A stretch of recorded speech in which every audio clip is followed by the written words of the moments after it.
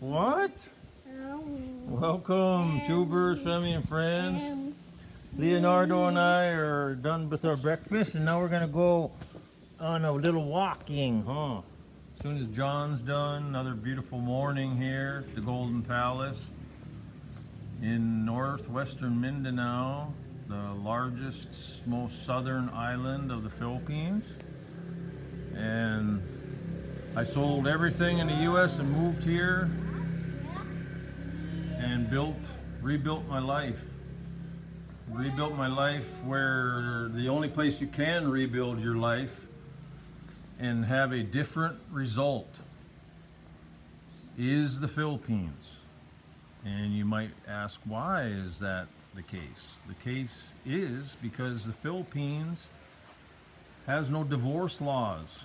Divorce is illegal in the Philippines, which means that if you have to do over your life and remarry and start a new family, you can do it with never having the threat of the law of that country destroying your marriage, because there is no divorce. So you have to work out your problems and understand your partner and work in a loving way back and forth. Even if you argue every single day, it's still never under the threat of total destruction of what divorce does to the family. So you either make it work and make it work for the better, and so it's a better, more pleasant family life for you and your spouse and your children, or you keep making it worse for each other by being stubborn and selfish. And that's really what it's all about. Trying to understand your partner and forgiving each other and repent of each other's selfishness. And that's how you become better with your marriage and your whole situation with your family. And that's what I think most people want to strive for, right? Is to have a good relationship with a trust and a love between each other and your children. And that's what no divorce does. I mean, don't be going off to the neighbor woman if you're a man, or if you're the woman, don't be going off to the neighbor man and lying down with them in a bed, because that's destruction, that's evil, that's gonna destroy everything. And that's what it would be, abandonment in this country. If you did that, that's abandonment. And abandonment, you lose everything. The one that goes to the other person's bed and abandons the spouse, that's the person that is going to get nothing. They lose everything. That's the way the law was for thousands of years, and that's the way it still is in the Philippines. There's no divorce. And if you decide to jump ship and abandon your partner, then you do it with nothing, right? So that's the way it is, and that's the way it should be as far as I'm concerned. This whole divorce thing where the woman always has a way out and lauds this big, huge bomb over the head of the man called divorce, where she's going to take at least 50%, if not more, of everything that you've ever worked for in your entire life, and destroy everything that you've ever done to try to, raise your family and provide for them, and to, buy land and buy property and establish a relationship and establish yourself in the community. All that at the whim of the woman in these divorce allowed countries can destroy anything, for all of it, for any reason. Why would you why would you even stay in that country, right? The Philippines, no divorce, right? So you have a chance. You have a fighting chance in the Philippines. In the country where there's divorce, you don't have a chance. So why would you ever marry? And you know what? And usually when you're young, you're naive to it, right? You don't understand. You just go, okay, you're going to fall in love with someone, blah, blah, blah. And that whole model is a fail, a complete fail. Through centuries, it's been, you grow up in a family as a child, you become the age, which is like what, 16 to 18, become the age of, then you decide, okay, and it doesn't your parents decide. This is the way it was for centuries. The parents decide, okay, if you're a girl, okay, are you going to go to higher education, or are you going to be groomed for marriage? And if you're being groomed for marriage, you're being taught all the things that the woman needs to be shown and taught to have her own family someday, right? And you and that woman, oh, look at the caterpillar. Look at that, Leo. What's that? Watch, look at, what's that? That's a caterpillar. Yeah, that's a caterpillar. See? Caterpillar. Yeah. Cool, huh? Are you playing it? Yeah, be careful. Gonna bite you. They're gonna bite you.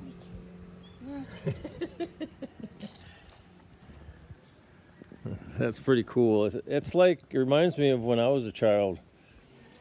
Growing up in the state of Minnesota, northern Minnesota. That's what it was. There's bugs and things everywhere that you could play with, and that were a new discovery every day. It's pretty wonderful, really. Here's one of the flowers from our tree up here. I picked the first flower I gave my wife on our first anniversary here. It's very beautiful smell, very floral, very beautiful flower. It grows off this tree right here. So anyways, yeah, it's very beautiful here. I mean, it's literally the Garden of Eden, and which the Garden of Eden is in this country, still is to this day. And if you look at some of my other videos and go to the God Culture channel, there's the whole Garden of Eden series in the God Culture channel on YouTube. I highly recommend that. And you can discover on your own where in the Philippines that the Garden of Eden is. So it looks like John is done with his breakfast. John, hey buddy, come on. Time to walk now. Time to walk in the sun. I got to put my hoodie on because the sun is really hard on you. It's good for you though. How you doing? Looks like I'm gonna have to cut your hair pretty soon. Yeah. Oh my. Okay, Leo, let's start to walk again. So, like I say, it's absolutely gorgeous and beautiful here. And I just want to do a little side caveat about pools. I seen a video here on YouTube just this morning about a multi-millionaire in US dollars guy built a $4 million home, which is like over 200 million in pesos, in Dumaguete area. Of course, that's where a lot of the foreigners come in Philippines. And that's in the Visayas, which I agree with that. Visayas is good. But Dumaguete, there's just way too many foreigners. But that's, that's just the way it is there. And anyways, he builds this huge 220 million peso massive home with an infinity pool right on the beach, and he built his pool with green tiles. So his water always looks green. It never looks this beautiful aqua blue. And the only way you're going to get that is by having your tiles white. You absolutely have to have a white tile. So no matter what anyone tells you, never make your pool with any other color other than white. You can have accent colors, like on steps. I put a light blue on my steps, just so the swimmers can visually see, okay, here comes a step, right? So you can step on it. And stuff like that. But unless you want your pool looking like a swamp, which is green, when your water is in the wrong condition, it'll turn green, right? And that's so if you have a green tile, your pool's going to look like it's a swamp all the time, like your water's in a bad condition, even though it isn't. So I highly recommend, and no matter what anyone else says, and I mean, you can do your own research. These pools that have colored tiles in it is just the most ugly watercolor you've ever seen in your life. Like, it's a dirty pool all the time. So why would you, I mean, the most important thing about a pool is to have it be so bright blue that you're just amazed by it, right? And so that's the key. You have to have white tile. So anyways, sorry for that sidebar. But yeah, Philippines is where it's at. It's the only place you're going to be safe as far as the future of your family, and as safe as far as the divorce laws, and safe as far as location. Some areas of the Philippines are dangerous as far as natural disasters, so you got to really know what you're doing when you pick a place in the 7,000 islands of the Philippines of where you're going to settle down. You don't want to be near earthquake faults. You don't want to be in the natural wind direction of where the typhoons always hit and the locations the typhoons always hit. You don't want to be sitting next to an active volcano or even a dormant volcano. You don't want to be close to any of that kind of stuff. And in case of tsunami, you want to be, not right on the coast. You want to be a little bit away from the coast, so you can. It's easy within less than an hour's drive. You can drive to the coast and go to beaches if you want. If you want to have your house on a beach, make sure it's in a place where the earthquakes and the typhoons are very, very minimal, right? But that you're always running into a risk if you're on the coast. That's why I built my huge place here about an hour from the coast, and in a valley with high mountains all the way around it. So I'm shielded and protected from tsunamis. I'm way, way, way away from any earthquake faults. They're all on the east side of the island, and this is the largest island in the Philippines, Mindanao. And I'm on the far northwestern side, right? And which is the leeward side of the prevailing winds of the island also. So we don't get massive storms here. Once in a while we'll get a tropical storm or something, but by the time it gets to us, the winds are really, really low. Yeah, we'll get some gusts every once in a while, but non-damaging, right? I mean, it might drop a tree, which we had a couple trees we lost here last month. But that because the trees were compromised by termites.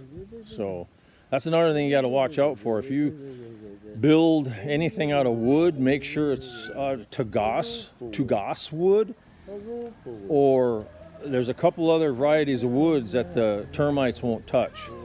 So you really got to watch that. Hi, buddy. Are you okay? Are you getting tired already? I hope not. You okay, John? Are you okay? Oh, okay. Let's keep going. So, those are the kind of little things that you need to watch for. And if you're serious about coming to Philippines, because of all the craziness going on in the world right now, especially with the nuclear threat so high, the highest it's ever been in my entire lifetime, and probably the entire history of the world, the nuclear threat is that high right now, right? And if you want to be safe and a place for the future betterment of your family, come to the Philippines. If you're serious about it, I'll just say in the comments, you know, you'd like the information about whatever, and I'd be happy to do an email, give you my email, and do a back and forth on whatever questions that you have. Be happy to help you out. So anyways, just keep that stuff in mind. You know, those are the basic things that you need to keep in mind if you come to the Philippines and want to settle down. You don't want to be in the city, because this city, yeah, it might be convenient right now when everything is clicking as far as the infrastructure, but when the infrastructure starts breaking down, the people in the cities are going to suffer the most. You want to be out and buy yourself some land, you know, have coconuts or... Hon, do you know where Leo is? I lost Leo walking with us. I got to check out where he's at. But yeah, you really have to get out in the provinces and get lost, really. Get lost in the province somewhere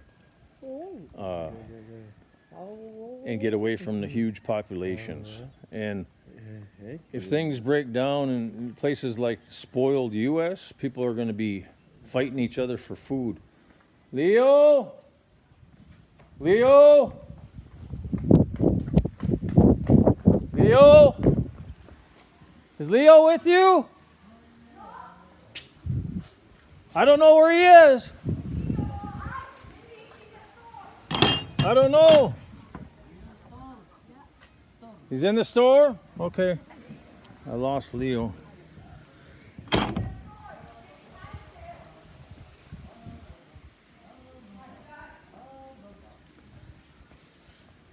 So he saw the other people in there, so Leo's in the store. Where's... He's here now, he's getting the ice. Where's Bon Bon? You're getting the ice by yourself. Why is that? He loves to chew ice. Like my mother, she's like 80 years old now, and she's always, her thing is chewing ice and eating popcorn, and Leo likes to do that too, both those things. So anyway, that's the thing when you have family, right? You got to keep an eye on your kids all the time, especially when I got a pool. Leo can swim pretty good, but he's still at too young age to swim by himself. I wouldn't trust him in the pool alone. So within the next couple years, you know, you just got to supervise and then teach best you can. But when you lived in Las Vegas, there'd always be reports 2 or 3 children would die every single year in pools. You really got to watch it. Buddy, how come you disappear from Daddy? Huh? I was worried to you. Yeah, because everyone disappears around here. Uh-huh. You're the one who obligated to him. Yeah, very careless. So, anyway, yeah, just keep all that stuff in mind. That there's things you got to get used to here too. If you're next to a road, like there's not very many roads in the Philippines because it's mountainous islands, right? So you don't have very many roads. And the roads that you do have, the big thing here is 80% plus of motorcycles, and all the young people have motorcycles with loud mufflers. That's the thing here, right? Like when I was young, I had a sports car, a Firebird 400, and I put glass packs on it, so it had a loud muffler system. Oh yeah. So that's what you got to deal with here in the Philippines. Anything with a motor, they're gonna slap a loud muffler on it. So that's one thing you have to get used to. If you can't handle it, don't come to the Philippines. Loud mufflers, loud karaoke, because especially in the province, karaoke just blares and blasts as loud as it possibly can.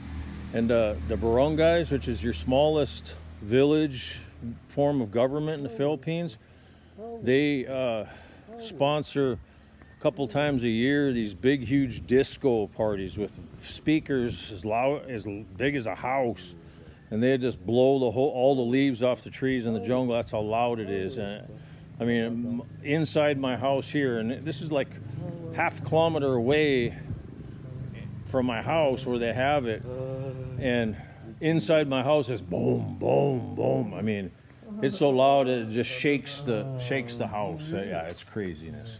And my house is all concrete, right? Anyways, that's just another thing you got to get used to. Then the next thing is burning. You better own a big bunch of land with no neighbors all around you, because if you aren't, they're gonna burn. They're gonna burn every single day that the sun shines. They're gonna be burning leaves or burning garbage. Yeah, that's the way it is in the Philippines. And in some of the cities, they'll have garbage pickup, but not all the cities. The smaller towns and cities, no garbage pickup, so you burn your own garbage. That's the way it is in the Philippines. So burning is everywhere, and every single person wants to burn. Why? Because they don't have any money to do anything else. So that's their entertainment for the day, is to sweep up a pile of leaves and burn it. I'm just telling you the truth. That's what they do here. And so you got to get used to always having smoke in your face. If you don't mind that, then that's great for you. But if you, because we keep our doors and windows open so we get a nice breeze through the house most of the day, right? Sometimes if it's super hot, we'll close the doors and turn on the aircon during the daytime, especially because my solar system pays for all the electric anyways. But most of the time, we just love the breeze, and the temperature is always a perfect temperature in the Philippines. It's always between 75 and 85 degrees. The temperature's perfect. And that's temperature in the shade, of course, right? So, but if the neighbor's burning, all that smoke goes right into the house. So, yeah, it dissipates fairly quickly, but, you know, and what is smoke? Smoke is particles.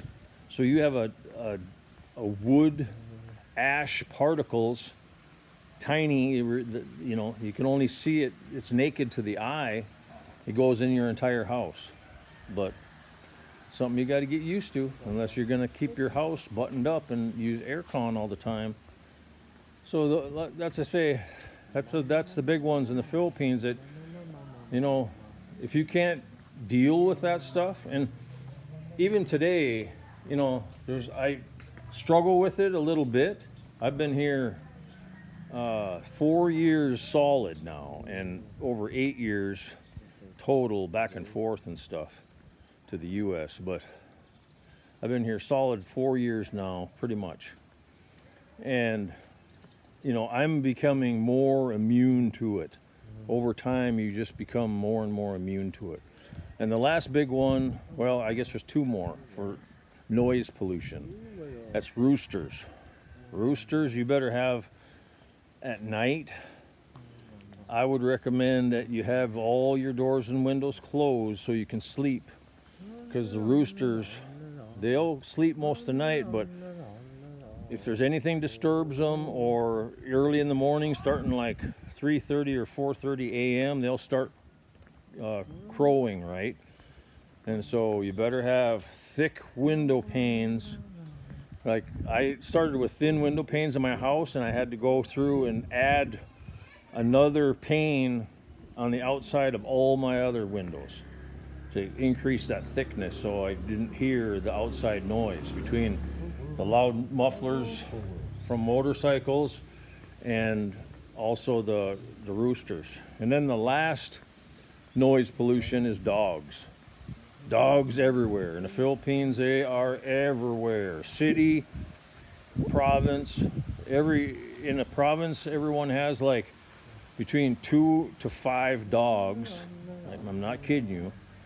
2 to 5 dogs, because it's their form of security, right? Because so if anybody walks by their house, all the dogs are up barking, right, until the person walks by, and then they're quiet again.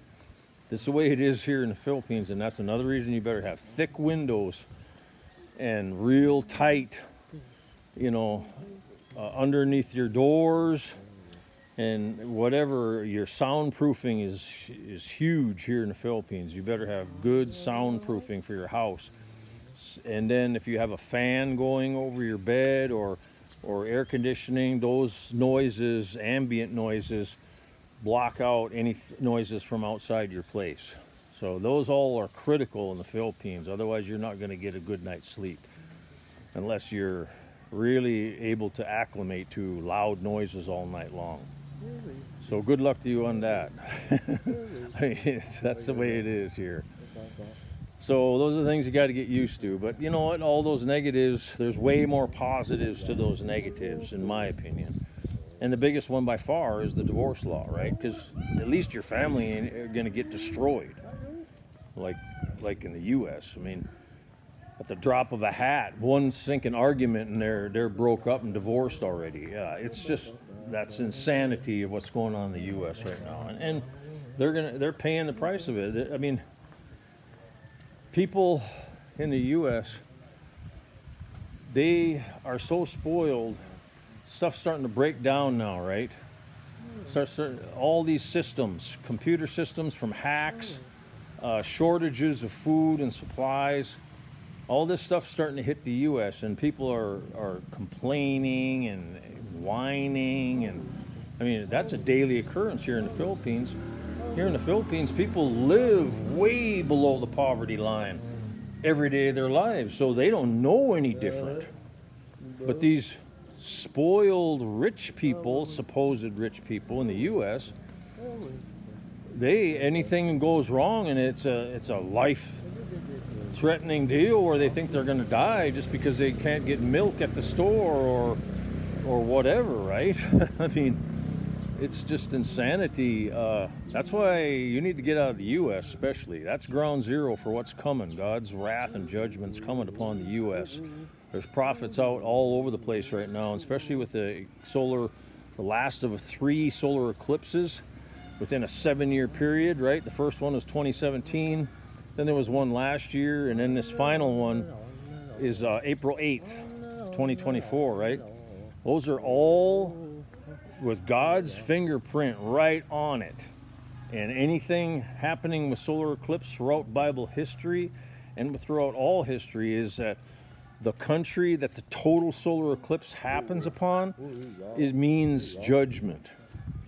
So, I mean, look it up. I mean, it's everywhere. So don't ever take my word for it. So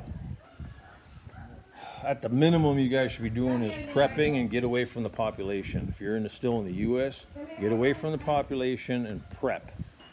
Prep as much as you possibly can. And if there's so many, I mean, Dmitry Duduman, I mean, there's so many prophets out there saying that nuclear Armageddon, not Armageddon, actual Armageddon, but nuclear destruction is coming upon the U.S.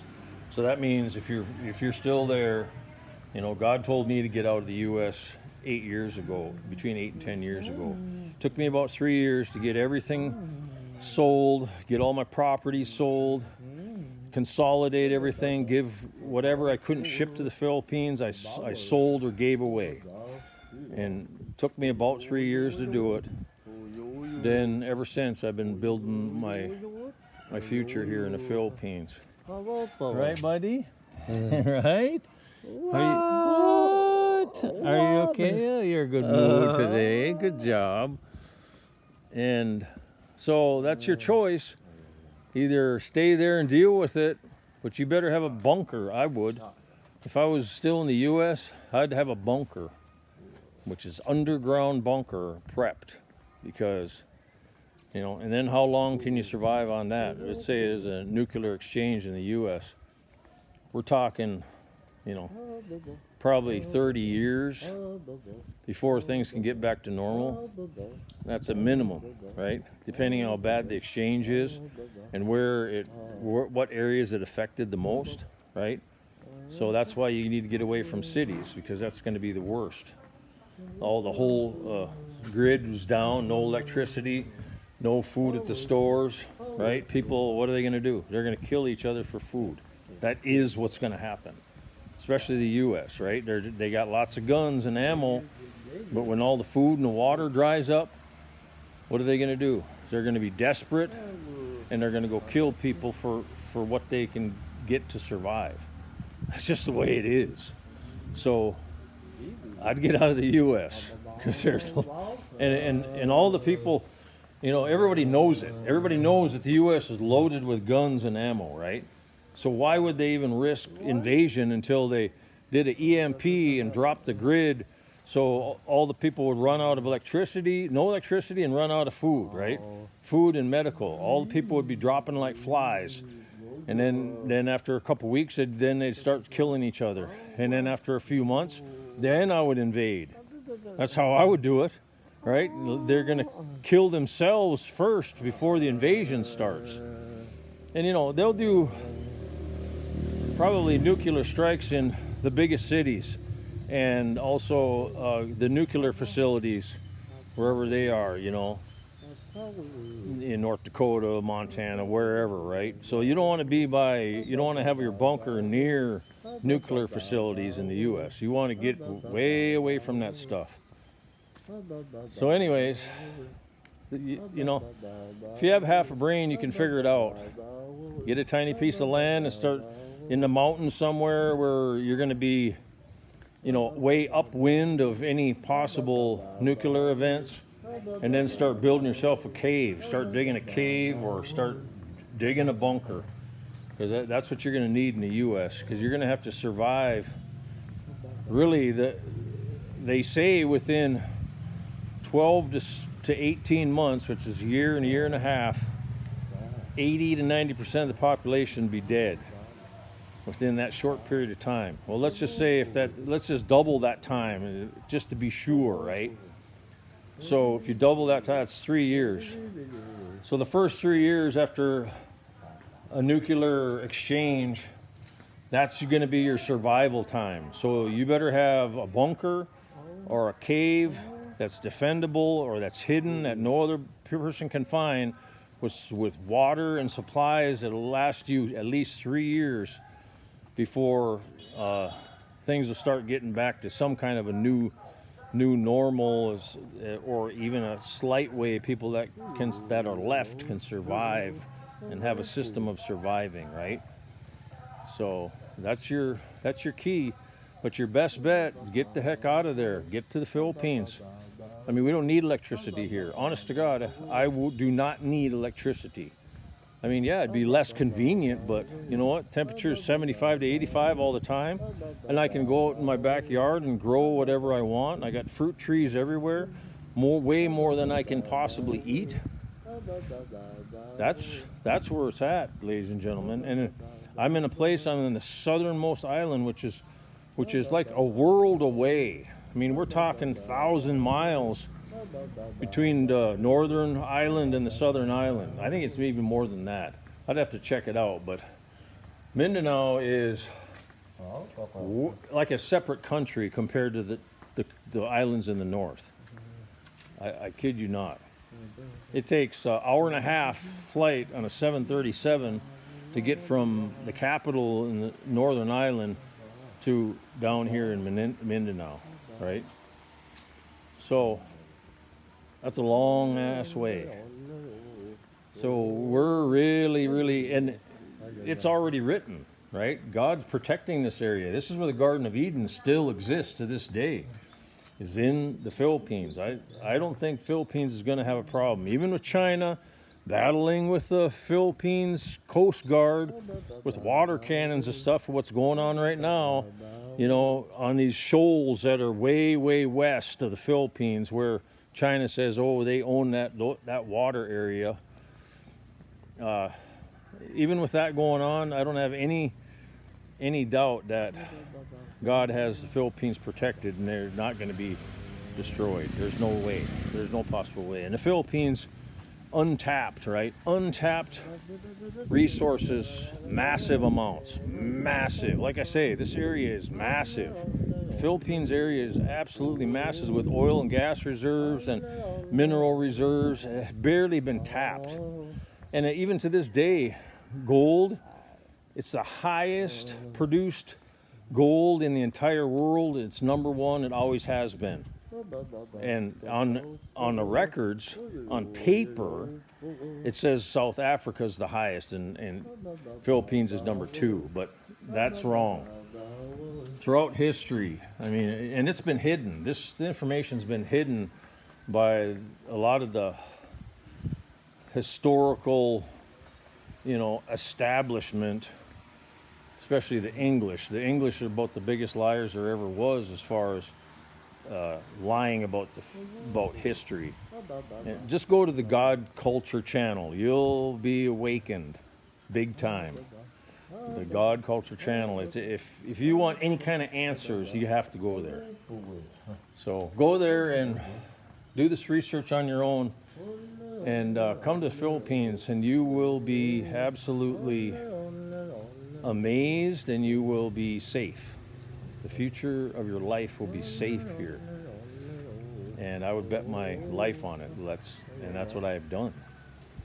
But if you're super rich like this one guy that built this 200 million peso home in Dumaguete, if you have too much money and you don't have your head in the right place about God's word and what's in store for us in the future for the end times, I mean, you'll be lost, because this guy now, he's only been in his 200 million peso home for a little over 3 years, and he wants to move somewhere else in the world. Good luck to you on that, because you're going to be destroyed. So anyways, that's just my opinion, of course, guys. And I'm biased, of course, because God told me to come to the Philippines, and that's where I live, and that's where I'm at, with my 22-year-old autistic son and my 3.5-year-old half Filipino child and my Filipino wife. And this is where we're going to be until we're dead. And I'm just going to keep improving the land that we have here now, which is about between 9 and 10 hectares. And then, I'm turning into a farmer. And where I got my money to build this place and to, move here and all that, I worked in the oil field in Alaska all my life.